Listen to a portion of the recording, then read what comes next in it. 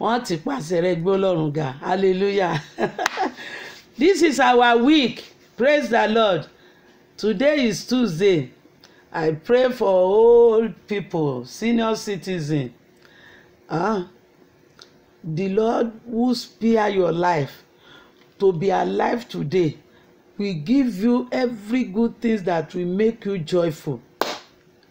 Ọlọ́run tó fún ọ lórí ọ̀fẹ́ tó fi wà láàyè dòní yóò fi ayọ̀ kún ọkàn rẹ̀. Ẹ̀yin òbí, ẹ̀yin bàbá wa, ẹ̀yin ìyá wa, ayọ̀ kún ọkàn yín. Ẹ gbọ́ ìpè ayọ̀.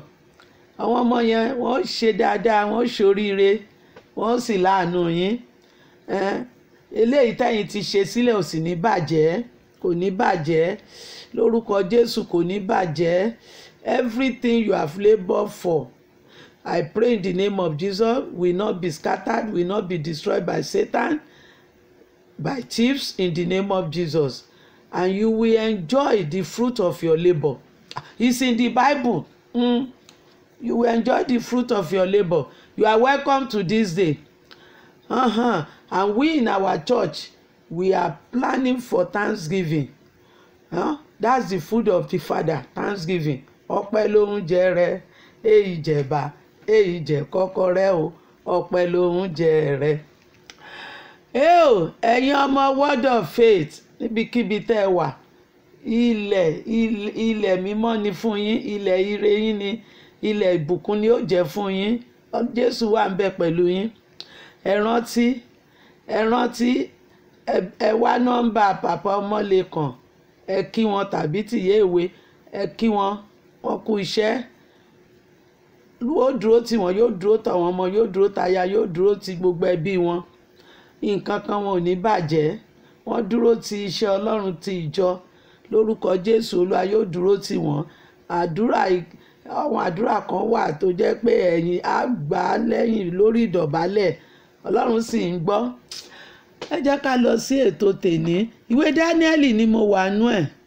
Special upliftment. Ẹ̀kẹ́rin nínú iná kò tún sí níbòmíì mọ́. Bàbá nìyẹn. Hallelujah. That's my father. Ẹni tó pè mí nìyẹn. Ìpè tó sì ní bùkún ni. Ìpè tó dáa. Ohun tó dáa náà máa pè ọ́ sí. People will locate you for good things. The angel of God will locate you for your blessing. You will be invited into higher position in the name of Jesus. Ṣé bí wọ́n pa Ọbásanjọ́ ni pé kó wá jẹ president, kó wá jẹ olórí? Abdulsalam pè ní orúkọ ẹ ti wà nínú ìwé ikú, àmọ́ Ọlọ́run yẹ fún. Lọ́wọ́ yóò yẹ ìbànújẹ́, yóò yẹ ikú fẹ́ni kankan. Ọbásanjọ́ was invited by Abdulsalam. Oya, come and take up, come and lead us. His name was in the book of those Abacha wanted to kill, but God cancelled it. God will cancel any evil plan, evil declaration, evil letter. He will cancel it and put new one there. He did it. He did it for the Jew in Shushan. Haman wrote death warrant for them, but God changed it. God changed it through Esther. Hey, that queen, that prayer warrior.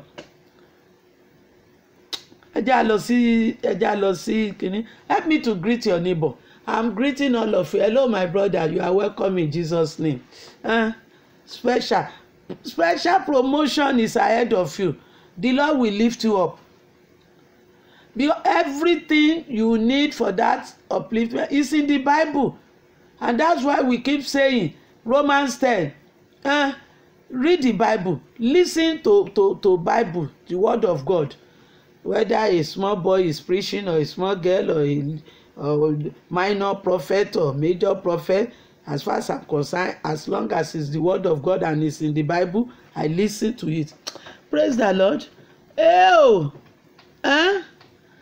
Don't forget, don't forget. They were slaves. The three Hebrews. Slave. Wọ́n dẹ̀ ti pàṣẹ wọn gbé Olúwa ga. Ọba yẹn gbé Ọlọ́run ga ń pàṣẹ wọn. ó dìde wine ó ní hello she didn't you throw 3 men in the fire? They said yes, kábíyèsí, his excellency, yes sir. He said I'm seeing 4 men. Níbikíbi tí mo bá wà, nínú iná tàbí nínú ìjì, kò séwu Jésù wà níbẹ̀. Kò séwu Jésù wà níbẹ̀. Kò ní fi ẹ́ tọrẹ, kò jẹ́ fi mí tọrẹ mo mọ̀. Alágbára gíga arúgbó ọjọ́ o, akiri ṣoore o, àdàgbà má tẹ̀pá. Kò jẹ́ fi mí tọrẹ mo mọ̀, àkọ́bínú òkú. Kò jẹ́ fi mí tọrẹ mo mọ̀, torí mo gbà á gbọ́. Ìyanu ni, kò ní fi mí tọrẹ fèṣù. He will never hand us to Satan, never. Since we too we've determined to go with Jesus. If it is the hem of his garment, we will hold it. If it is we will hold everything about Jesus, full of power.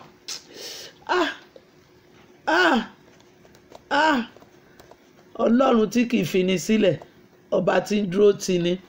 Yóò dúró tì ọ́. Iṣẹ́ apọ́stélì orí 10 yẹn, Cornelius, when he was doing it like this Hebrew, nobody saw it. He was praying, he was giving, he was doing faith work. And one day, God said, it's time to reward you. It's your time to get your reward. It's my time too. Hallelujah. And God gave him dream. We are looking, dream. Gave him dream. Go and call Peter. Let him come and tell you about salvation. And let me seize this opportunity to tell some of you who say habit or attitude is godliness or ìwà lẹ̀sìn. Máa tanra rẹ. Cornelius níwà. Bíbélì confirm ẹ̀. Áńgẹ́lì yẹn yọ sí lójú àlóní. Ìwà ẹ̀dá òun ṣe ìtọrẹ àánú. Ó bá lọ máa fún gbogbo afọ́jú mọ́ṣáláṣí Jímọ̀ lẹ́kọ̀ọ́.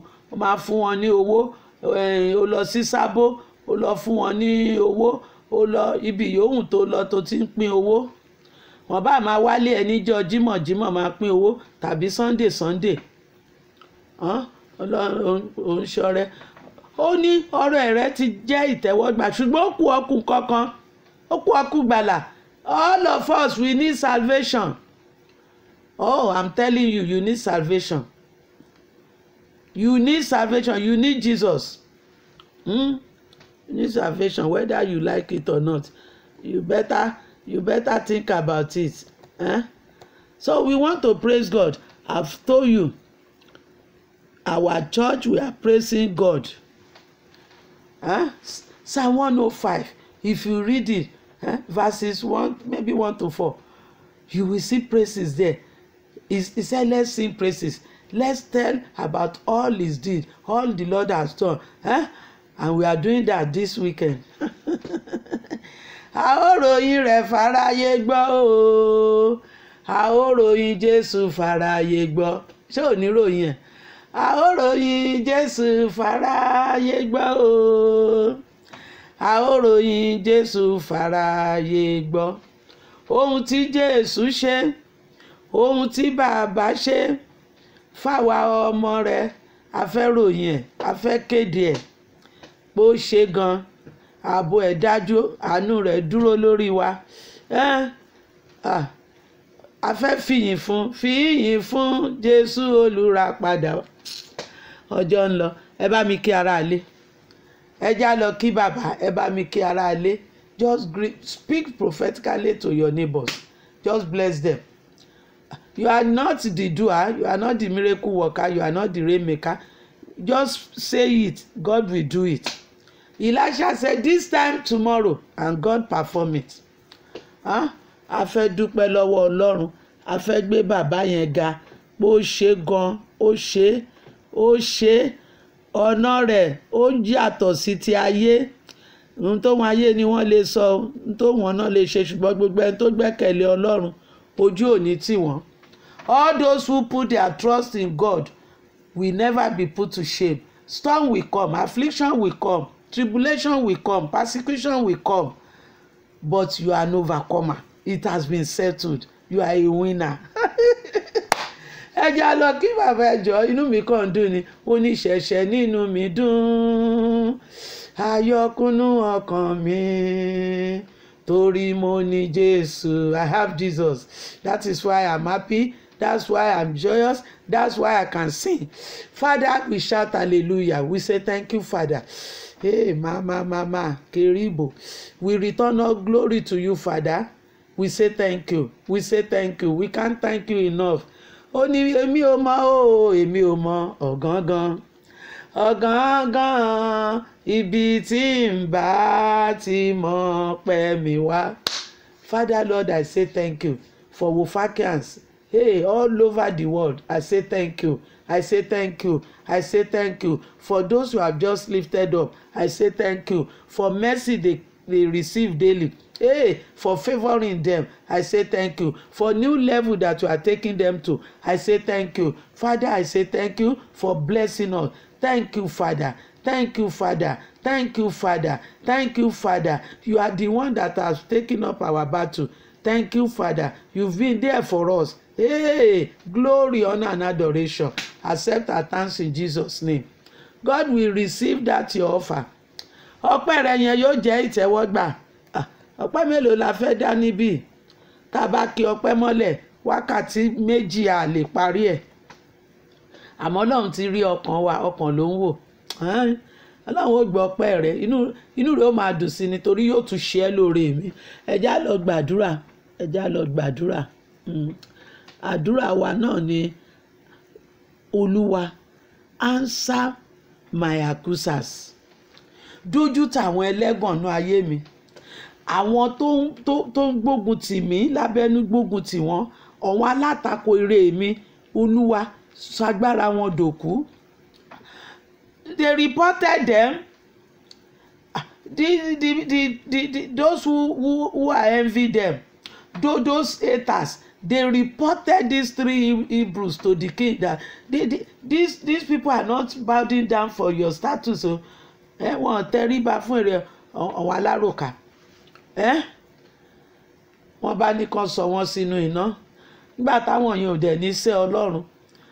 Ká kúkú kú ó sàn ju ká sẹ́ Ọlọ́run lọ. Ṣé bọ́ọ̀dù ẹ̀ náà là ń lọ ká lọ sinmi? Mi ní sẹ́ Ọlọ́run. Ẹ̀mí mímọ́ o, mo ti bá yín sọ ní kọ̀kọ̀. Ohun tí ó ṣẹlẹ̀ tí ń fi sẹ́ Ọlọ́run má jò ṣẹlẹ̀. Ó bá kù ìṣẹ́jú kan mú mi lọ. Mi ní sẹ́ Ọlọ́run. I will not deny my God.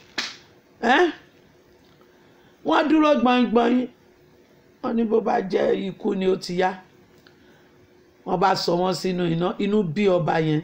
Òun ọba ńlá. Òun lẹ̀ ń dá lóhùn pé òótọ́ dẹ̀ ní ìbínú ọba ò dá. Kàwé òwe ni. Lọ kàwé òwe orí ogún. Ìbínú ọba ò dá. Ìbínú ọba ò dá. Wọ́n ní má ṣẹ́ o ọba bá lórí ohun gbogbo. Arọ́ba fín lọ́ba ń pa. Ẹni bá rọ́ba fín. Ìwé Róòmù orí 13, Àpọ́sù Paul ẹ̀mí mọ́gbẹ́nu ẹ̀ sọ wípé gbogbo aláṣẹ ni ká tẹríba fún. Ọlọ́run ló fi wọ́n síbẹ̀. Ó mọ̀ pé wọ́n wà ń bẹ̀. Hallelujah. Ó lè má tẹ́ Ọlọ́run, ó lè má tẹ́ mi lọ́rùn. Ẹ já lọ gbàdúrà yẹn. Let us pray. Lord, those who are more powerful than me, those who have turned themselves to God in my life, Father, deal with them. In your own power, deal with them. Answer my accusers. Let's pray in Jesus' name. Oh Lord, we look unto thee from where our help will come. Help us, oh Lord, to answer those who are accusing us. Oh, to judge them, to deal with them in your own power and wisdom. Lord, we cry unto thee. Help us, oh Lord. Help us, oh Lord. They are more powerful than us. They are in position. They are not higher position. Father, deal with them in the name of Jesus. Hey, show up, show up, show up, show up in our situation. Show up, oh Lord. Show up, oh Lord, at the right time. Show up, Father. Do your work, oh Lord. Oh, you have all power, Lord Jesus. All power, all power. Show up. We invite you. We call on you. You are our help in times of all trouble. Thank you, Father. In Jesus' name, amen. Amen and hallelujah. Let's pick 1 or 2 points. Hallelujah. Praise the Lord. Hey, if I'm one of the family of these 3 Hebrews, imagine, put yourself in that position. At the point of throwing them into the fire, my heart will have melted. Tó bá jẹ́ kan nínú àwọn olólùfẹ́ Hébérù mẹ́ta yìí, nígbà tó ń fokùn so wọ́n, tó fẹ́ jù wọ́n sínú iná, báwo ni ọkàn rẹ̀ ó ti rí? Ọkàn rẹ̀ ó ti domi. Ẹlòmíì ò lè dúró wò, ẹlòmíì ó ti tọ̀ sára, ẹlòmíì ó ti sunkún gbogbo. Àwọn Dáfídì wọ́n sunkún títí níjọ́ kan. Sámúẹ́lì kìíní orí 30 yẹn, wọ́n sunkún níjọ́ kan, ló rẹ̀ àwọn wọn kò sómi lójú wọn mọ́. Wọ́n ló ti rẹ̀ àwọn, wọ́n sunkún kan tó wá ké pe Ọlọ́run. Ọlọ́run sì dáhùn. Ìjọ́ yẹn lọ́lọ́run sọ pé lépa, ó bá, ó tún gbà padà. Hallelujah. Ṣùgbọ́n nígbà tí wọ́n jáde kúrò nínú iná, egungun àwọn èèyàn ó tún lè gbé, ó ta àwọn tó fẹ́ràn wọn ni o. Ìbànújẹ́ ó dé bá wọn, ìbànújẹ́ ó dé bá wọn alátakò ire wa. Ìbànújẹ́ ó dé bá wọn tó ń fi ẹjọ́ wa sùn káàkiri, àwọn aláròká. Ó ní èmi kọ́ ni mo pa o, aláròká ló para rẹ̀, níbi tó ti ń rojọ́ kiri lẹ̀mí mímọ́ ti pa. Ọba Hẹ́rọ́dù, ibi tó ti ń bínú, tó ń wú fẹ̀fẹ̀fẹ̀fẹ̀fẹ̀, áńgẹ́lì sì lù pa. Ìdí bá jẹ́. Èmi kọ́ ni mo pa o, aláròká ló para rẹ̀. Èmi kọ́ ni mo pa o, ọ̀tá mi ló para rẹ̀. Níbi tó ti ń halẹ̀ kiri láńgẹ́lì ti pa. Jálọ. Hallelujah. Má sọ bẹ́ẹ̀ mọ́. Àwọn ìtàn kan wà nínú májẹ̀mú láéláé, mo like wọn, honestly. Mo like wọn gan ni. Ó máa ń jẹ́ kí ìgbàgbọ́ wa le. Ó máa ń ran ìgbàgbọ́ wa lọ́wọ́. Ó ń jẹ́ ká mọ̀ yìí pé kò sí tọ́lọ́run ò lè ṣe. Kò sí ẹni kò sí temptation kan tó lè borí. Kò sí ìdánwò náà, torí ẹ̀mí mímọ́ ràn án lọ́wọ́. Kò sí sógun kan tọ́lọ́run ò lè ṣẹ́. Ó lágbára bàbá ká o, agbára Jésù ká. Agbára Ọlọ́run ká ìṣòro yẹn. Màmá, ẹ má ní hypertension torí ọmọ yẹn. Ẹ fi ọ̀rọ̀ ẹ̀ síwájú Ọlọ́run. Bẹ́ẹ̀ ni mo sọ, agbára Ọlọ́run ká yóò yanjú ẹ̀. Ohun tẹ́mi ò lè ṣe bí èèyàn, Ọlọ́run lè ṣe. Ọlọ́run ó yanjú ọ̀rọ̀ wọn tí ń gbà wọ ọpẹ́. Iṣẹ́ yẹn, àyìn bàbá lógo lórí ẹ̀. Wọ́n ní ebi kì í pagún dọjọ́ alẹ́ o. Ebi ò lè pa yín. Ọlọ́run ó pèsè fáìní yín. God will always provide for you, and he has power to restore, to lift up, to deliver. Yes, he has power. Commit your children, commit them into his hand. Hand up. Just say, God, I'm handing up. I can't do it. I've tried my best. Ìyá mi gbìyànjú títí o, kó lè bá mi gbọ̀n yanu. I've tried my best and I'm handing them over to you. Father, resolve their problem. Father, heal them. Hey, come into their situation and restore peace and fill them with joy. Let your spirit that you have released for all of us, that it dwell richly in them. Hallelujah. Oh, they came out of fire They came out unhurt, no burns. Kò sí pé iná ti ẹ̀ rà wọ́n, aṣọ wọn ò jóná, nǹkan kan ò ṣe wọ́n. Clap for Jesus. Tínú rẹ̀ bá dùn pàtẹ́wọ́, bínú rẹ̀ bá dùn kó bá mi gbé Jésù ga o, gbéga. If you are happy hearing this story, you need to clap for Jesus. They came out. You are coming out of that storm. You are coming out of that affliction. You are coming out of that persecution. Or not in the name of Jesus. And you will simply... Hannah came out over 20 years. Her partner have been mocking her, singing, mocking her. And she was crying. But when God started, God will start with you this morning in Jesus' name. When God opened her womb and she gave birth to Samuel, the first priest. Hey, he was not the first priest. Eli was there before him. Praise the Lord. Hey, when God opened her womb, the joy just continued to flow like river. Má jẹ́ kí n sọ kejì. Ìgbà yẹn ni ìbànújẹ́ bá ọ̀tá ẹ̀. Ìbànújẹ́ ò bá wọn ọ̀tá rẹ̀ lórúkọ Jésù. Ọ̀rọ̀ rẹ̀ ó dayọ̀. Ó là kọjá. Èmi ò mọ béèyàn gbẹ́jọ́ dìde fún ọ. Ó là kọjá. Wọ́n dá ọ láre gbẹ̀yìn náà ni. Má para rẹ o. Má fi ìrònú para rẹ. Praise the Lord. Má fi ìrònú para rẹ. Just hold on to your faith. Hold on. Wọ́n mì ẹ́ gan, wọ́n mì mí gan. Ojú mi rí mẹ́wàá. Èmi náà ni mo dúró báyìí o. I'm standing tall by his grace. Hallelujah. Ẹ já lọ gbàdúrà. Wọ́n gbé àwọn Hébérù mẹ́ta. Second promotion nìyí. Wọ́n tún gbé wọn ga. Ẹ rántí pé wọ́n gbé wọn ga lánàá nínú orí kejì yẹn, but lẹ́nìí ìsí orí kẹta wọ́n tún gbé wọn ga again. Double promotion ń bọ̀ fún ẹ. Ó ń bọ̀ lórúkọ Jésù. N ò sọ̀rọ̀ ẹnu lásán. Hey, thank you Holy Spirit. Mo ń sọ ohun tí mo rí. Let's go and pray. Fi ìgbàgbọ́ rẹ rọ̀ mọ́ Jésù. Máa sọ lójoojúmọ́ pé ṣé ni máa dìrọ̀ mọ́ Jésù mi ò ní padà o. Father Lord, we thank you. This is another assurance that with God all things are possible. That one man with God is more than 1,000. Let me tell you, they threw their accusers, they threw them into the fire. Àwọn ẹlẹ́gàn, àwọn aláròká yẹn, àwọn tó fi wọ́n sùn yẹn, wọ́n wá kó wọn dà wọ́n sínú iná.